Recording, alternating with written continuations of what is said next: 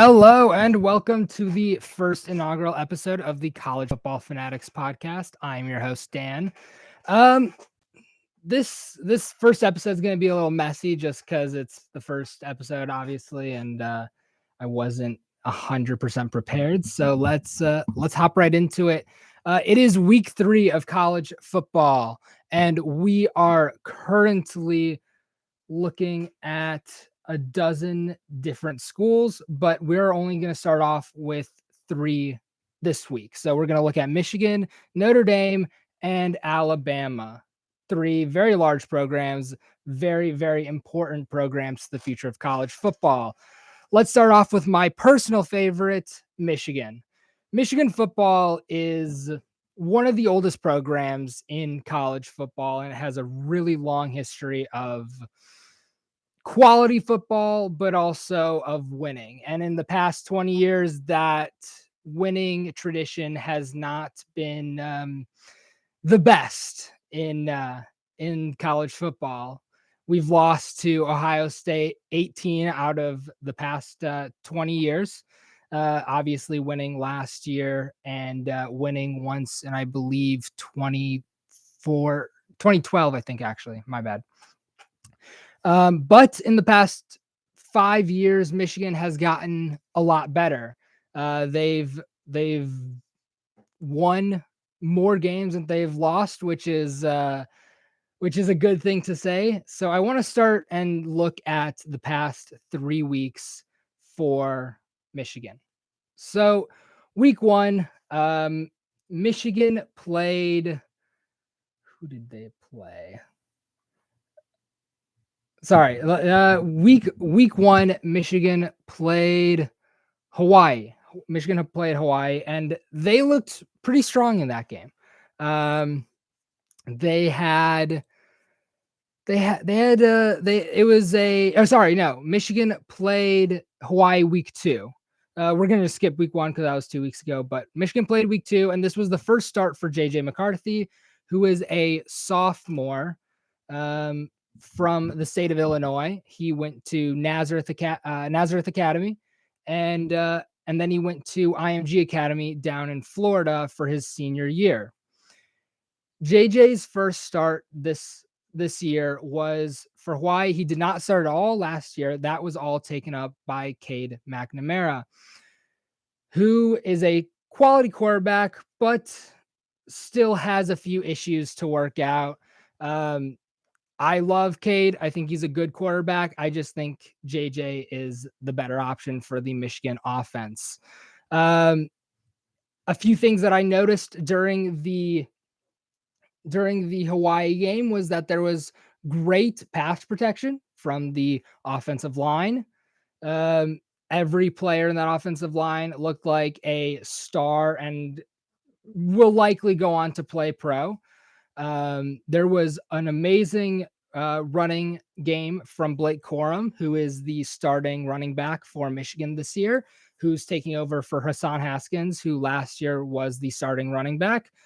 He was backed up by Donovan Edwards and CJ Stokes, who CJ Stokes is a freshman this year. Donovan Edwards is going to be a sophomore. He is in the same class as JJ McCarthy. Blake Corum really looked like he will be the strongest point in this Michigan offense, with the exception of the pass game from JJ.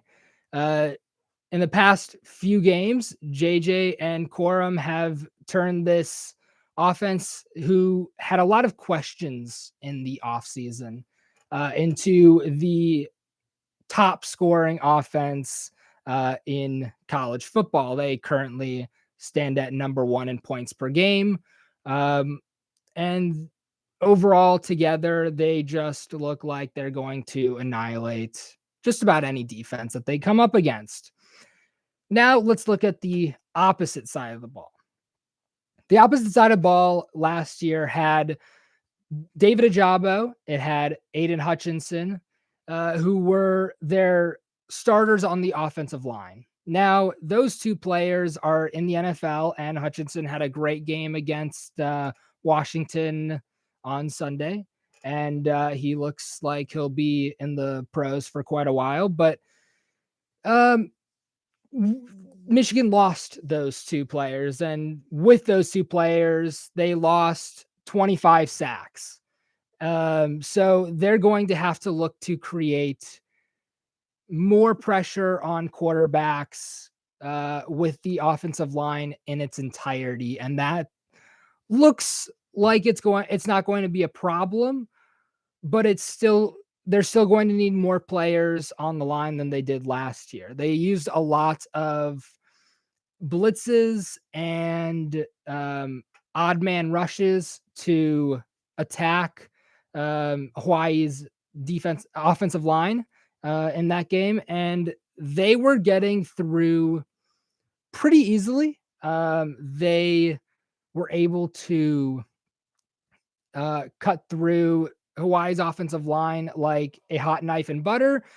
But with Hawaii, that isn't saying much. Let's talk about Hawaii for a second. Hawaii lost against Vanderbilt by I think some 30 odd points. And Vanderbilt is not the SEC's best team. Vanderbilt, I believe, is the bottom of the SEC right now. And I believe Hawaii is the worst team in college football at the moment. So it's not really saying much that a defensive line can get through Hawaii. But nonetheless, they looked pretty good from their starters. Those starters including Mozzie Smith, who is Michigan's defensive tackle and looks to be a pretty big freak of nature right there. He's looking to really up his draft stock. He did not play a ton last season.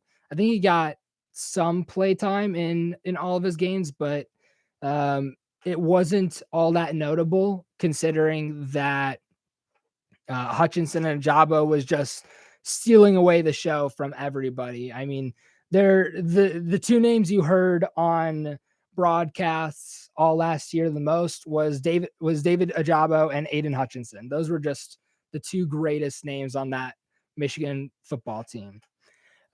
Michigan looks to have improved in the secondary by quite a bit. They brought in a lot of really good recruits this year, or last year, I should say. And they look to have filled a few holes that were not glaring, but when it was obvious enough to see that there was some fixing needing to be done there. So they've brought in Will Johnson, who is a freshman as well. He looks to be really, really good. I expect some really great things out of him. And they also switched a wide receiver from their position to the other side of the ball in a defensive back. They switched Mike Sanderstill, who was a pretty good receiver last year, making a bunch of catches, but he wanted to switch and play both ways, do a little Charles Woodson style of playing and play both receiver and defensive back. And he seems to be filling in that defensive back position really nicely. One of the things that I really did notice against Hawaii was there were several drops by receivers. Now against UConn, which was last Saturday's game, those for the most part seemed to have gone away, but there were still drops that needed to be fixed. Cornelius Johnson, I believe, had a drop. He also had a couple of drops in week 1, I think. And that was the biggest thing that I saw that needed to be fixed. Now let's talk about UConn. Michigan looked very, very good against UConn in the first half. UConn could barely move the ball. I think they got 16 yards in the whole first half. Both passing and rushing. I believe that they only had 16 yards.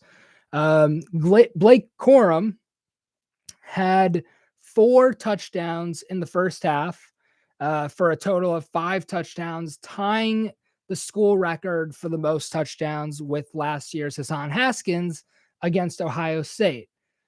So these two guys tying with a player that played back in the 60s are the only players in Michigan football to have rushed for 5 touchdowns um, in a game. Michigan in the second half looked a bit disorganized. They looked like they were just struggling to move the ball in the first few drives, I should say. And the defense was giving up bigger yardage than they were in the first half. Now that can just be credit to UConn changing up their style of play enough to throw Michigan's defense off balance, but it could also just be Michigan being Michigan and showing signs of problems. And as a Michigan fan, I have lived through a dozen years where Michigan looked like they were going to be decent that year, where they might go, 8-6 or 8-4, I should say. Sorry, not 8-6, 8-4, or 10-2, and they just ended up going 6-6, and you're like, what went wrong?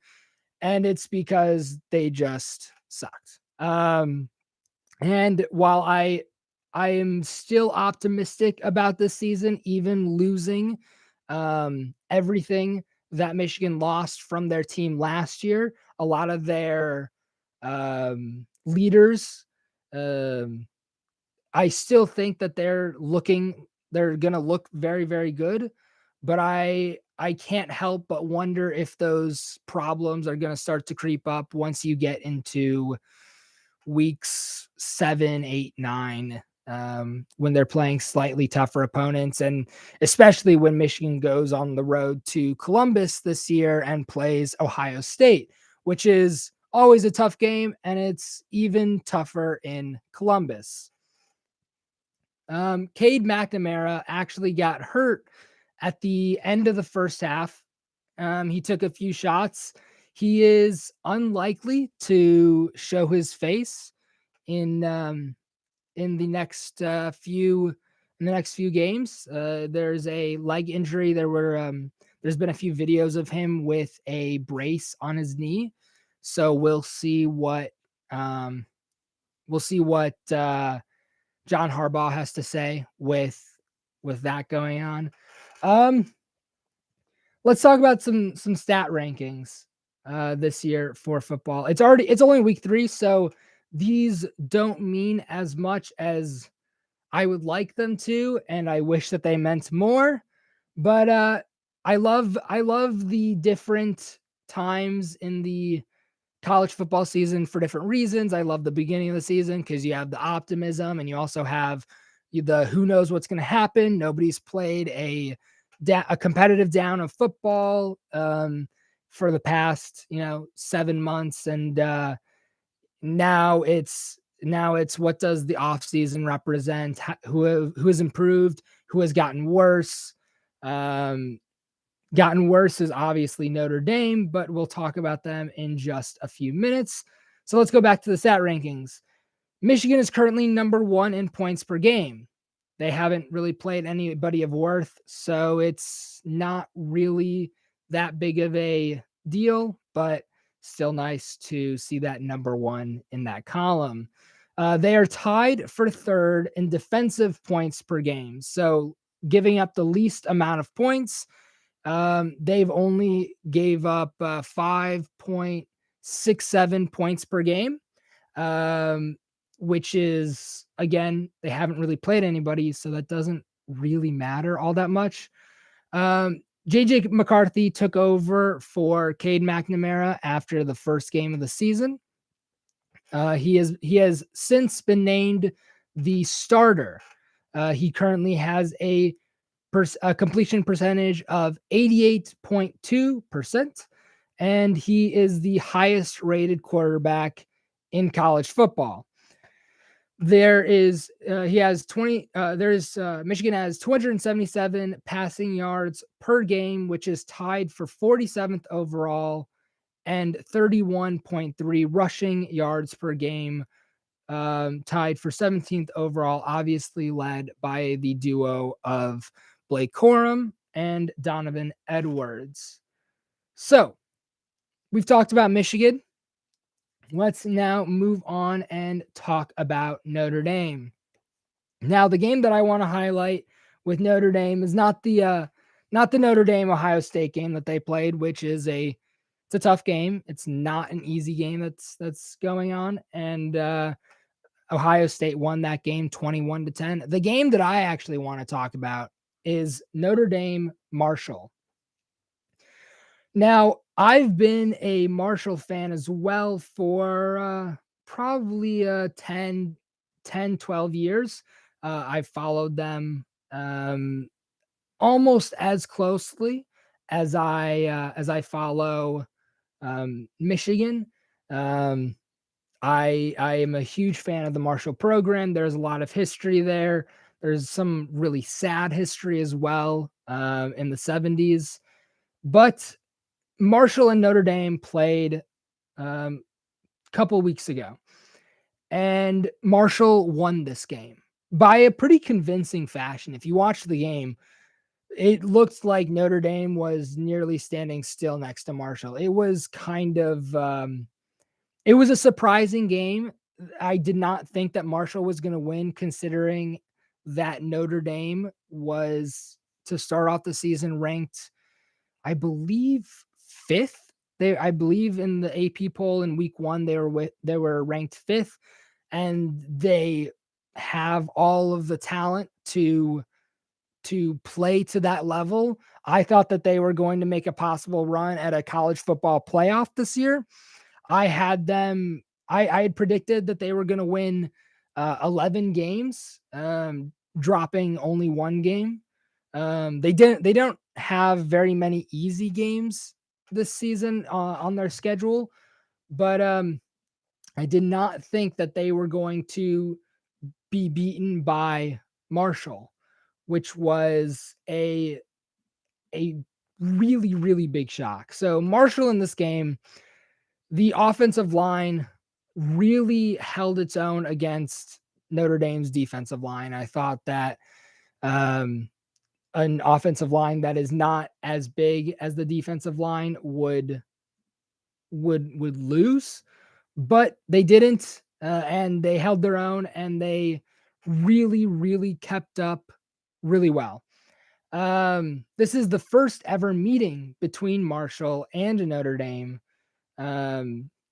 So Marshall's obviously 1-0 and undefeated against Notre Dame. Marshall in this game ran a lot of bubble and bubble screen plays, and it worked really, really, really surprisingly well. I was pretty shocked that every time they ran a screenplay, they got like 5 to 10 yards out of it, and they just kept moving the ball. So Marshall's quarterback, Columby, I can't remember his first name, and I don't actually have it written down. Looked really good. He was accurate. He got out of the pocket when he needed to when Notre Dame's defensive line was pressuring him. He threw a lot of really solid passes downfield when they needed a pickup on third down, and it overall was just a great game for him. He just looked really, really well. Now, Notre Dame also played Ohio State, and they lost that game as well, 21-10. They lost 21-10, and they really there was a lot of issues in that game that I saw for Notre Dame, but I also saw a few issues for um, Ohio State. Ohio State at times could not move the ball against a Notre Dame defense that seems to be very, very inconsistent in how well they are able to stop both running backs and passing plays. But one of the things that I saw for Ohio State, which really pains me to say, is Travion Henderson, Notre Dame's not Notre Dame, Ohio State's starting running back, looked very, very good um, in that game. Um, I would not be surprised if Travion Henderson gets 1,000 rushing yards this season, even though I would classify Ohio State as a primarily pass oriented team. I think that they will usually pass when they can, but run the ball when they have to. But Travion Henderson is one of those players that can make what looks to be a 2-yard run and turn it into a 5-10 out throughout the game. A fairly high powered Notre Dame defense or Notre Dame offense. Um, and although I haven't seen too much of Notre Dame, I only watched snippets of their game this past week. They did win this past week, so they're starting off their season. They're not going to be running for a college football playoff spot this season. But I also don't think that they're going to end up being 6-6, which was in the first when I looked at their first 3 losses, I was quite worried that they actually would. So moving on from Notre Dame, I want to talk about a huge game that was played back in week 2. I believe it was week 2. And it was Texas and Alabama. Now, this was a game that surprised a lot of people. I don't think Texas was ranked at this point, and I think Alabama was ranked number 1. And Texas almost won against Alabama. It was a last minute field goal that saved Alabama from a loss. And that is a major point because I did not think that Texas was going to be as good as it looked this season. I thought that they were too young and that they didn't have enough offensive weapons to run a high powered offense. But what really surprised me was not that their offense does look to be quite high powered, but that their defensive line looked really well. They were getting through, Texas's defensive line was really getting through Alabama's offensive line when it really counted on third downs and other meaningful plays where it was they might be backed up in their own 20 and they need to stop and they stop Alabama. It really looked quite phenomenal to watch their defensive line go against what some consider as the best offensive line in college football. I would rank Michigan and Ohio State's offensive lines above Alabama's, but there is some disagreement there amongst bigger fans of college football.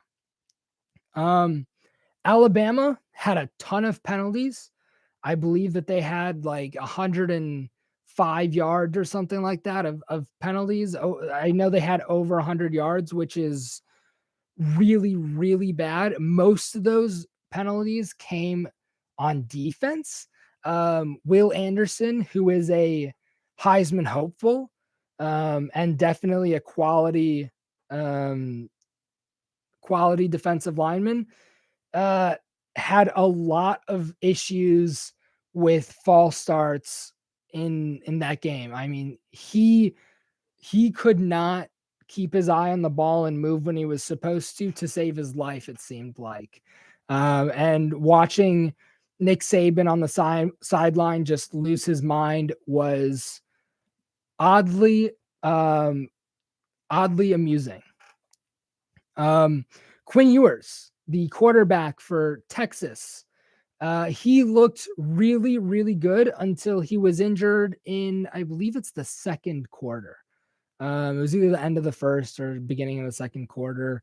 Um, a an Alabama player came up and kind of just picked him up and basically threw him on the ground and landed on top of him and injured his shoulder. So I believe he's going to be missing about 6 to 8 weeks. I think the estimate was, which is going to be a very big part of Texas's offense missing. Um, they will be looking very they'll be missing him quite a lot.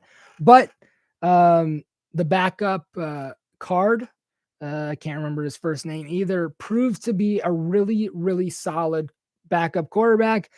I honestly think if he went to most other schools, he would be a starter. If he went to some of the schools that I think that I'm thinking of right now might be some of the lower end Big Ten or SEC schools, like Missouri or something like that. He would almost definitely be a starter there. Um, he really proved himself against a Bama defense that looks pretty good. He was able to move the ball well. He got out of the pocket when he needed to.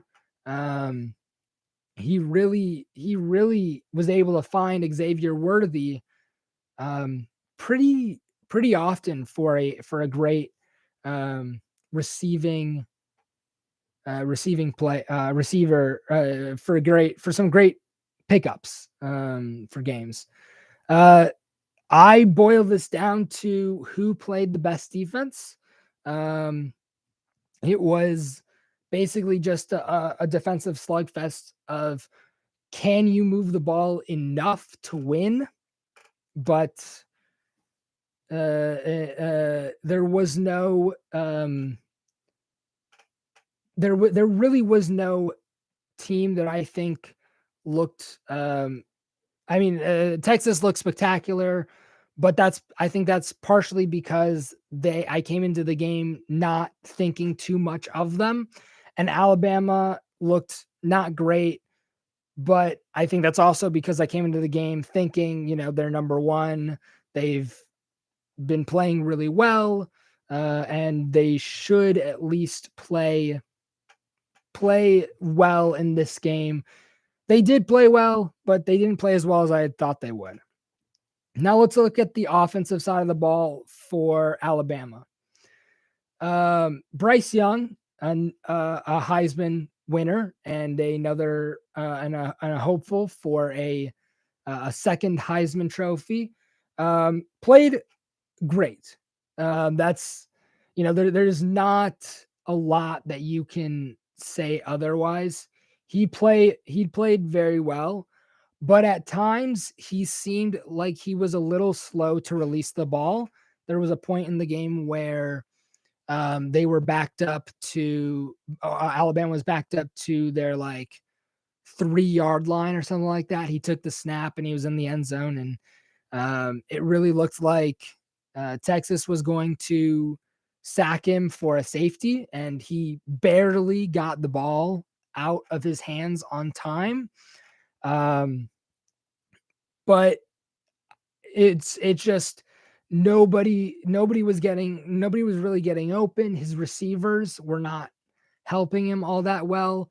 There were a few drops and a few missed catches that should have been caught that were not. Um, the one big thing that I do want to say that is good for Alabama is they made a late game push that shows that Bryce Young does have a lot of leadership out there, that he can get his guys in and keep them in line enough to win the game and hang on and get that final field goal. And the game literally went down to the last and final second.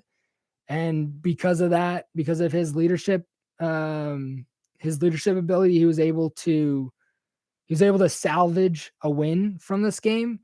Um, and I think the biggest takeaways is that I don't think this hurt Bryce Young's Heisman um, chances for a second one this year, but I also don't think that it helped him too much, with the exception of gathering together his team to make that late game push.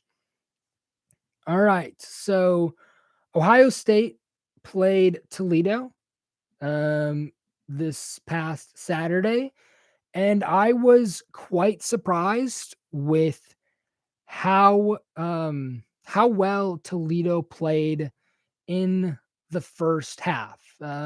More in the first quarter, but in the first half they played pretty well as well. So I'll put that all together. Um, Toledo's quarterback, I think, truly could play just about anywhere in the country, if he wanted to. Um, he scrambled a lot because his offensive line couldn't match up against the Ohio State defensive line. I believe he had 70 rushing yards on on the game. So he had to scramble quite a few times. He did get sacked a few times as well, but he was accurate on the run. When he needed to throw it, he was extremely accurate. He showed off his arm strength with their first touchdown. Um, he looked really well. He looked really good for a Toledo quarterback. And Ohio State obviously won the game 77-21, I believe was the final score. Um, CJ Stroud took the game into his own hands. I mean, he had, I think, nearly 400 yards passing in the entire game, and he looked quite he looked like he could also make a run for Heisman as well, um, making Bryce Young look pretty um, pretty pedestrian, I guess you could say. He made him look like he was playing high school ball compared to what CJ Stroud was doing. I mean, CJ Stroud was throwing balls into really tight windows on the run quite accurately, and it was impressive to watch him um, play that game, to say the least. I already talked about Travion Henderson not being surprised if he were to lead the team in rushing yards. I won't be surprised leads if he leads the Big Ten, maybe even the nation. I don't think that they'll give him the ball enough to truly utilize him. I think that a school like Michigan will run the ball a lot more often than Ohio State will. But I would still keep an eye out on Travion Henderson's um, running athleticism. He'll likely, in my opinion, go to the pros as well, and probably be a um, pretty great football player, and pretty great running back for whatever team decides to um, pick him up. Um, Ohio State's defense looked really tough and really, really strong. They pushed around the Toledo offensive line almost like it was nothing. Um, it was impressive to see their defensive ends get by um, the the the Toledo's offensive tackles pretty easily. Um, Again, Toledo's quarterback took a few sacks, and um, he had to scramble his way out of a bunch of bad places and a bunch of bad spots, and it just did not look good for Toledo's. Um, it did not look good for Toledo's offensive line, and I'm sure that they will be working um, pretty heavily throughout the rest of this weekend to get ready for their game next weekend. In other news, a few weeks ago, there was a big news drop that the college football playoff will be expanded to a 12 team setup. Now, this is going to be it's going to be interesting to see um, how the playoff committee decides to go this route. I think that they'll probably end up um, giving the top two teams a bye week, and then the next 10 teams will match up and they'll play each other, and then in the end, and then they'll go on from there and do two teams against each other. But that is huge news. This is a big topic about a lot of people come down really differently. A lot of people hate the idea of an expansion.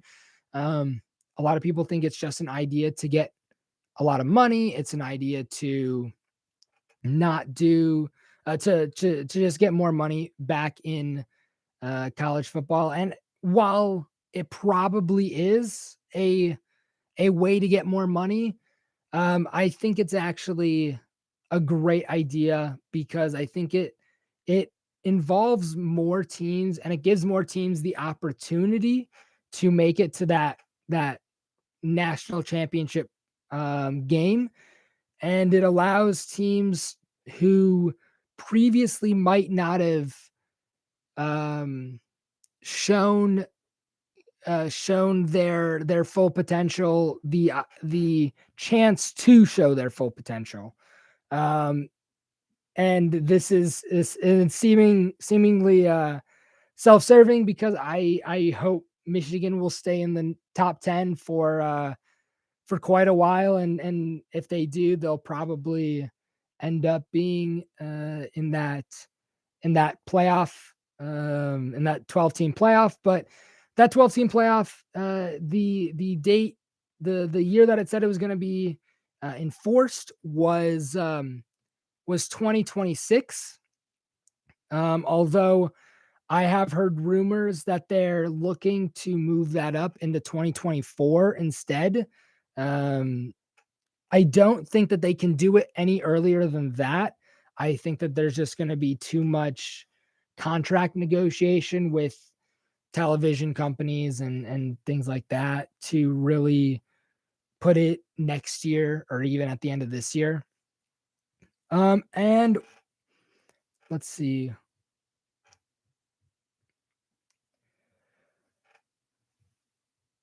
Georgia. Georgia is going to be the last team that I am talking about today. Georgia looks to be the team to beat in college football this year. Last year they had probably one of the best defenses college football has ever seen. They had something like 7 or 8 first round picks and another, I think, 2 or 3 second round picks in their defense. And that's just talking about players who entered the draft and not even about players who either decide to stay or couldn't enter the draft based on eligibility. And I was watching Georgia's. I've been watching Georgia progressively throughout the season. I haven't watched one of their games entirely. Um, Last weekend they played against South Carolina. Um, they looked really, really strong. They did not seem to be losing a step from last year's team. They looked like they're going to be a hard team to beat. I don't think Alabama is going to be able to beat Georgia this year. I just, even with Bryce Young and all of Alabama's talent that they obviously have, I think Georgia is just going to be way too strong for them. Um, their their defense just looked big and strong and fast, and the offense didn't look much weaker. They really, really showed up, and they just put on a show against just about every team that they've played this season. And it'll be interesting to see what happens next year, or next week. So thanks for listening. This is the College Football Fanatics podcast. I am on here. I'm Dan, your host. I'm going to be on here 11 o'clock every Wednesday. So tune in to watch us again, and have a great day.